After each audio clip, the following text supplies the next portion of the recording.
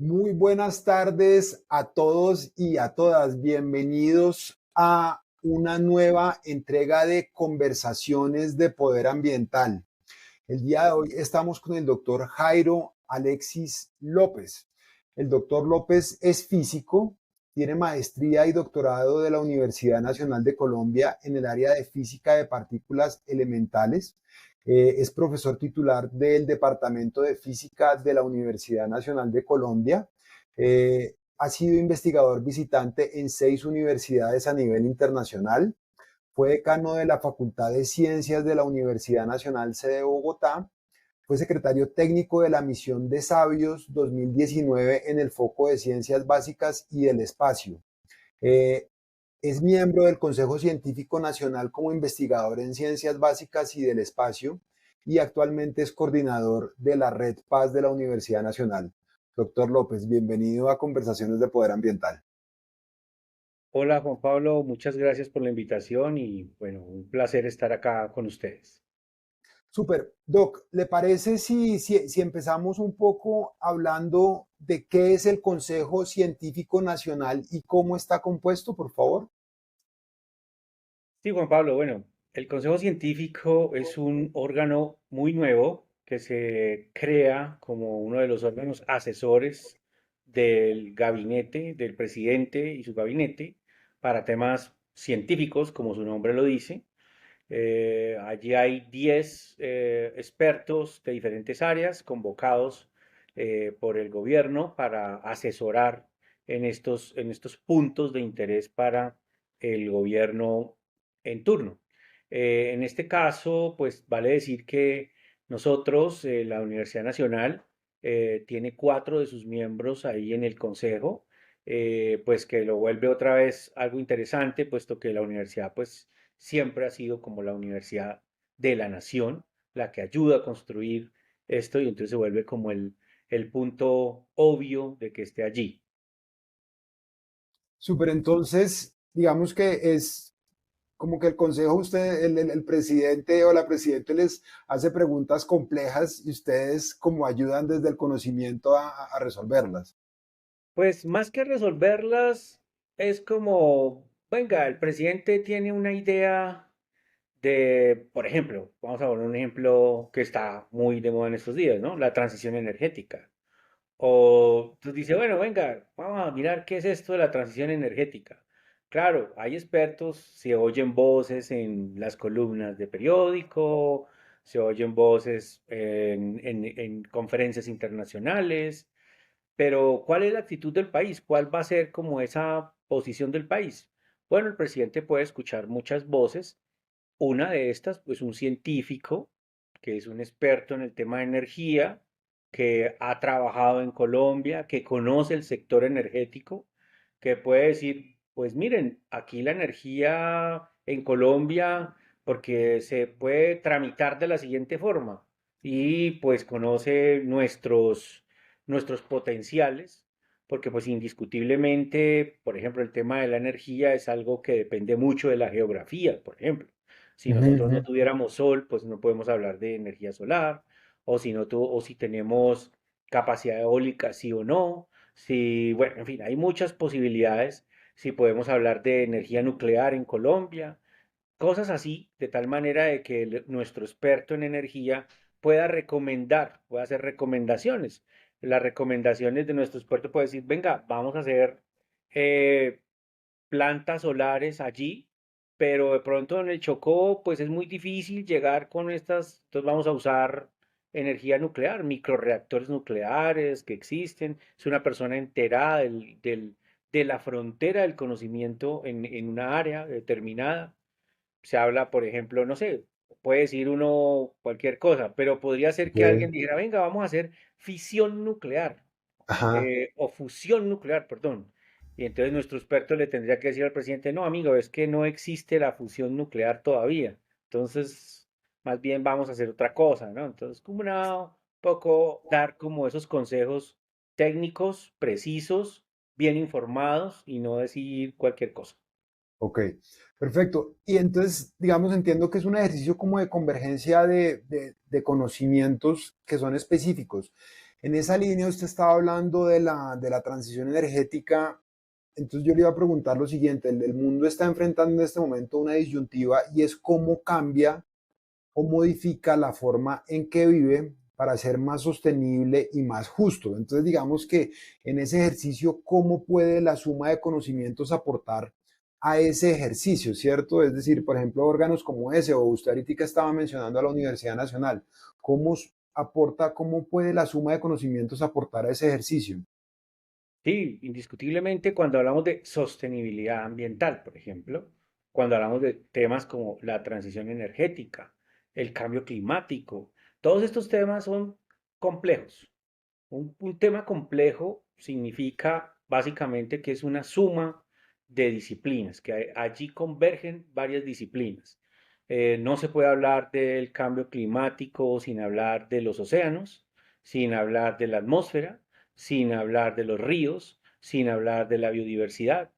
Es un conjunto de conocimientos que convergen para poder, digamos, entender esa problemática. Entonces, definitivamente se necesita esto, pero también se necesita pues mucha educación. O sea, todo esto va a llevar a que necesitamos educar cada vez más a nuestros ciudadanos, a nuestros conciudadanos, a nuestras familias, de cómo todos estos cambios que están ocurriendo, pues digamos, nos afectan a tener un mejor uso de los recursos naturales, a valorar los recursos naturales. Eso me parece que es importante. Ahí, por ejemplo, de nuevo, la universidad tiene un papel importante. ¿Cuál? Educar en primer lugar para poder que nuestros estudiantes, profesores, nuestra comunidad sea la primera que se entere de la importancia de estos cambios. Y dos, pues también un poco, pues yo siempre con mi afán de la investigación y el desarrollo, pues yo creo que hay muchas cosas de cambios que desde la investigación y desarrollo, pues se pueden hacer. No sé, por decir algo, cuando hablamos de los desechables, de los plásticos. ¿Qué estamos haciendo para los plásticos? ¿Tenemos que educar a la gente respecto al plástico? Sí, completamente de acuerdo. Pero también podríamos pensar que hay alternativas, que podríamos desarrollar otro tipo de envases, biodegradables, en fin, y eso pues necesita que vayan más de acuerdo a la región, porque también el cuento es que uno dice, no, voy a hacer un vaso desechable, biodegradable o lo que sea, pero resulta que lo hago con un material que solo consigo en Europa o que consigo en Asia. No, necesitamos hacer todo ese tipo de Claro. cosas con lo que tenemos acá, ¿no? Eso es muy importante. Claro, porque el conocimiento tiene que existir en un contexto para poder ser apropiado, ¿no? Entonces, la universidad puede cumplir un papel importante ahí, como ser esa ancla del conocimiento, o sea, de apropiarlo y de generarlo en este marco, ¿no? La palabra que acabas de mencionar es la precisa, es la apropiación. Cuando hablamos de apropiación, muchas veces se habla de, no, es como aprenderlo. No, apropiación es realmente adaptarlo, tomarlo, ¿no es cierto? Tomar ese conocimiento, adaptarlo y usarlo, ¿no? Y usarlo, o sea, completamente que se vuelva parte de lo que, de tu entorno de una manera natural. Y eso es la apropiación, que es donde está el reto, ¿no? Hacer esa apropiación no es fácil, no se puede hacer igual en todas partes. Como vos decís, aquí, pues si uno va a la Orinoquía, si vamos a la Amazonía, si vamos al Pacífico, pues la forma como se ve el entorno es diferente y entonces, Claro. por tanto, también la forma de apropiar el conocimiento es distinta. Claro, y la convergencia de conocimientos ahí es muy importante, ¿no? Porque, digamos, el componente ambiental tiene muchos elementos que pueden llegar a ser técnicos, pero también son sociales y todo esto, y solo a través de la convergencia del conocimiento se puede descifrar o tratar de darse como soluciones alrededor de eso. De acuerdo, yo creo que ahí hay todo un reto de conversación, de convergencia de ciudadanos, sociedad, universidad, investigadores, en fin. Chévere. Doc, una pregunta. Mire, en agosto del año pasado tomó lugar la cuarta reunión de presidentes de los estados parte del Tratado de Cooperación Amazónica, que fue un hecho político muy importante. Y el punto 16 de la declaración final plantea abro comillas, la creación del panel técnico científico intergubernamental de la Amazonía, cierro comillas. Teniendo en cuenta que la Amazonía está localizada en 8 países, quería preguntarle si usted considera que la creación de este panel técnico es importante y en esa línea, digamos, qué tan fácil es como gestionar conocimiento y ciencia entre países, ¿no? Porque es mucho conocimiento, pero también hay muchas partes, digamos, ¿usted cómo ve eso? Pues a mí me parece que es una gran oportunidad, me parece súper prudente, adecuado, pertinente este tipo de reuniones. Nosotros, pues uno de los países que están que participan de la cuenca amazónica, que tienen esta gran responsabilidad frente al mundo, y creo que es una oportunidad para los países que estamos acá alrededor del Amazonas. Lo digo porque, claro, podríamos ir incluso más allá de simplemente un órgano de un comité científico y plantear una colaboración científica más estrecha, digamos, que genere el conocimiento desde el sur, ¿no? Porque muchas veces se habla de la colaboración internacional, pero la vemos desde el norte. Pero creo que ahí es donde entra esto que llaman ahora diplomacia científica, me parece súper importante.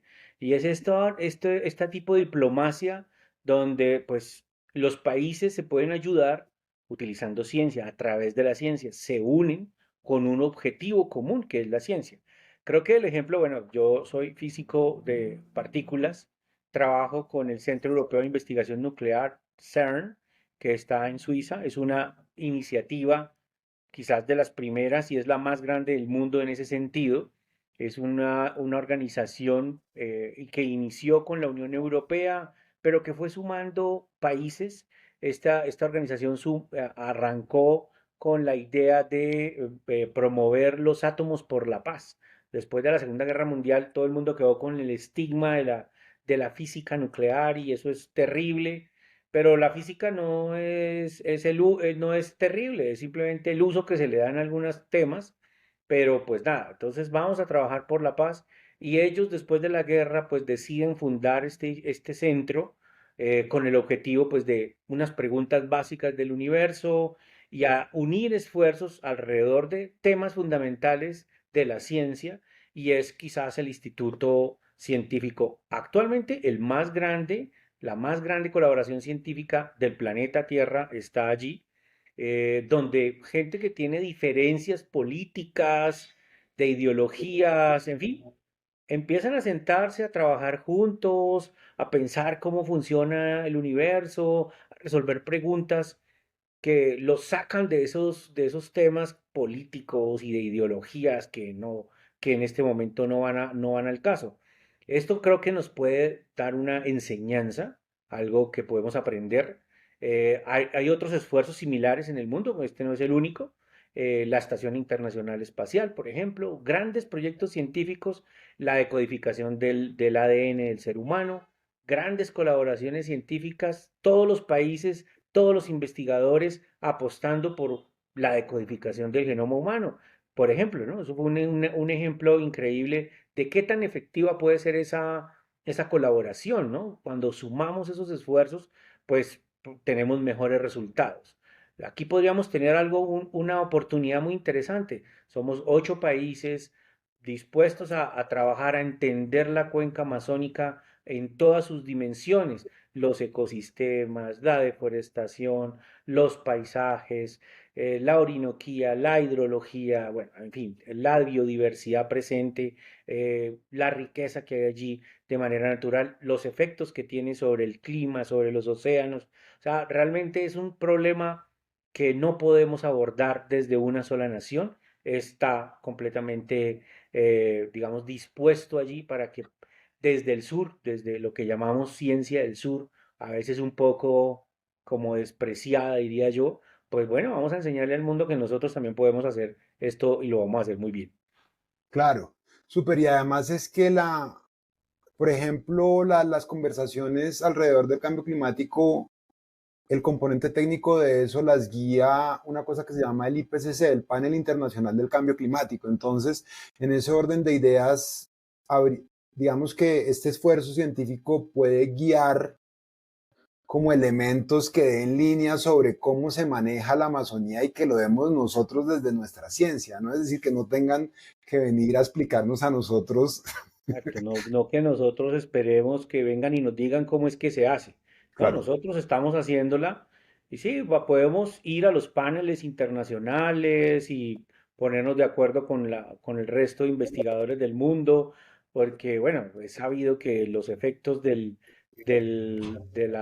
Amazonas, lo que pase con la cuenca amazónica, incluso tiene que ver con lo que tiene efectos sobre África, sobre el Atlántico Norte, sobre el Atlántico Sur. Bueno, en fin, hay una gran cantidad de gente que se puede involucrar, pero nosotros vamos a empezar a generar ese conocimiento desde aquí. Creo que sería una apuesta muy interesante. El presidente Gustavo Petro, en esa reunión que mencionas, precisamente sugirió la creación de un instituto, digamos, que trabajara por el Amazonas, por la conservación del Amazonas. Me parece que es una idea que debería de prosperar, un instituto internacional, un instituto colombiano, no, un instituto de todos los países de la cuenca amazónica, que pues para mí lo que debería de ser es que ese instituto estuviera en Leticia, donde hay tres países que se tocan para, para alrededor del Amazonas, me parece que podría ser, ¿no? Una propuesta. Pero igual, pues creo que hay mucho camino, pero sería muy interesante que esta conversación que inició con la reunión de presidentes terminara en un hecho como un instituto internacional para la conservación del Amazonas.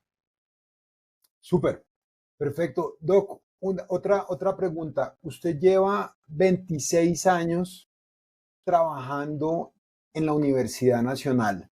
Desde su experiencia, ¿cómo puede la Universidad Nacional contribuir al cuidado de la Amazonía y al mejoramiento general de lo ambiental?